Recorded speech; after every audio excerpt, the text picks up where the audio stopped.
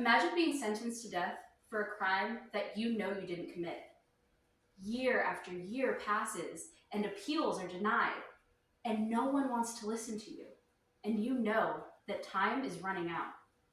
Well, this nightmare scenario was unfortunately a reality for many people, including Damien Eccles and Dawao Hakamada, who both spent decades on death row before eventually being exonerated. Today, I will explain why the death penalty is a broken system that needs to be abolished. As citizens, we all want a justice system that punishes the guilty but also protects the innocents. We want to be assured that if that nightmare scenario was to ever actually happen and we were to be accused of something we didn't do, that the justice system would protect us. But what if that system is failing us? Through research from the Death Penalty Information Center, the Equal Justice Initiative, and a handful of real-life cases, I've seen how the death penalty disproportionately affects marginalized communities and relies on flawed evidence. Today we're going to talk about 4 specific things. 1, how the death penalty has resulted in innocent people being executed, or at the very least, spend decades on death row. 2, how the death penalty is shaped by bias, unreliable forensic evidence, and coerced confessions. 3, how there are better alternatives to the death penalty that both ensure justice is met, but also protects innocent people. And 4, what you can do to help stop the death penalty. Let's start with the most devastating problem: innocent people on death row. Death Penalty Information Center says that since 1973, at least 200 people who were wrongfully convicted and sentenced to death in the United States have been exonerated. Since 1973, 1,612 people have been executed, which means that for every 8 people put to death, 1 person was exonerated. Those aren't exactly the most comforting odds.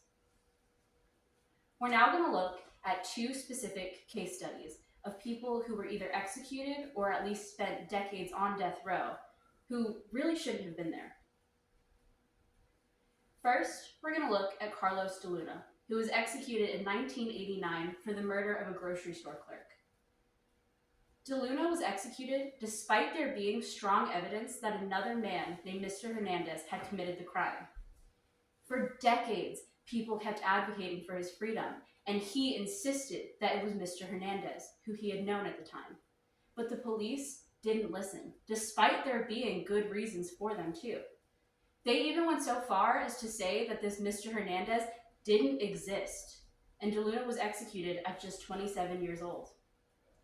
The Innocence Project states that evidence uncovered years after Mr. de Luna's execution reveals that not only was Mr. Hernandez indeed a real person and a viable suspect, but that he was well known to police and prosecutors at the time of the trial.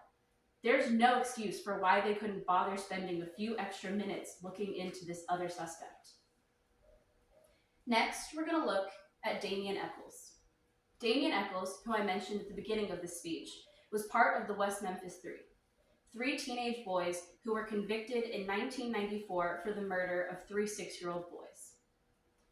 Eccles was the only one sentenced to death, and the reason why is very shoddy. Their whole trial was incredibly unfair.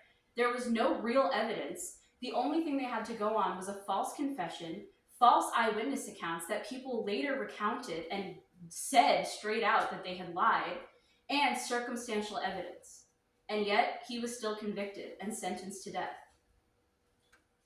So why does this happen? Well, the answer lies in the biases and flaws of the justice system itself. The death penalty is shaped by racial bias, unreliable evidence, and coercive interrogations. Black defendants are significantly more likely to be sentenced to death, especially if the victim is white. The Montana Innocence Project says that people of color are more vulnerable to capital punishment due to a variety of social, economic, and systemic inequalities, including racial bias. According to the National Registry of Exonerations, Innocent Black Americans are 7 times more likely than white Americans to be falsely convicted of crimes they did not commit. Another important aspect to look at is unreliable forensic evidence. Studies have found that many forensic techniques used in death penalty cases, such as bite mark analysis or hair comparison, are scientifically unsound. The Equal Justice of the United States says that murder cases often are riddled with problems: mistaken eyewitnesses, bad lawyers, shoddy forensics, unreliable jailhouse informants, coerced confessions, and more. We're also now going to look at coerced confessions especially. Many wrongful convictions result from forced or coerced confessions, such as Jesse Miss Kelly's in the West Memphis 3. Miss Kelly, pictured here in the middle, was known for having a lot of mental deficiencies, and he even had the IQ of a second grader at the age of 17. And yet, he was held and interrogated for over 15 hours by himself. He had no guardian with him or no attorney. And his confession at the time was so all over the place and leading, and he didn't even know half of what he was talking about. And yet, that confession was what convicted the 3 boys. So with such clear risks of executing the innocent, what are the alternatives? There are more effective solutions that don't risk innocent lives. The most obvious alternative is life without parole. Life without parole ensures that dangerous criminals remain imprisoned while also allowing for exonerations if new evidence were to ever emerge. There's also reforming the justice system. Rather than executing people, we should focus on fairer trials, better defense representation, and stricter interrogation rules to prevent wrongful convictions. It's also incredibly important to note that abolition is already working. Many states and countries have completely abolished the death penalty, and there has been no rise in crime rates, which just proves that it is not necessary.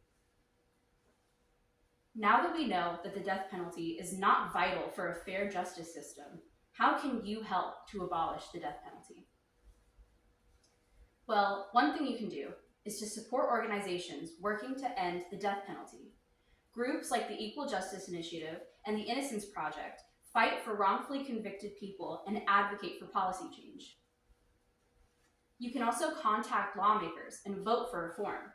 Many states still have the death penalty, but lawmakers respond to public pressure. Calling representatives, signing petitions, and voting for anti-death policy penalty candidates makes a difference. And lastly, the easiest but honestly most effective thing you could do is just to spread awareness. The more people understand the flaws of the death penalty, the more likely change will happen. Sharing cases like Carlos de Luna's or Damien Eccles through social media and conversation can shift public opinion. The death penalty is not about justice. It's about a broken system that gambles with innocent lives. The fight against it isn't just for lawmakers or activists. It's something we all can take part in. It's too flawed to continue, and it must be abolished to create a fairer justice system. Today, we've looked at how innocent people have been wrongfully convicted and even executed, how the system is riddled with racial bias, coercion, and bad science, how life imprisonment and other alternatives are safer and more just solutions, and how we can take action by supporting advocacy groups, pushing for legislative change, and raising awareness. If even one innocent person is executed, then the system has failed. But history has shown that it's not just one person, it's dozens, if not more. Justice should not be attained at the risk of innocent lives. It's time to put an end to the death penalty. Thank you.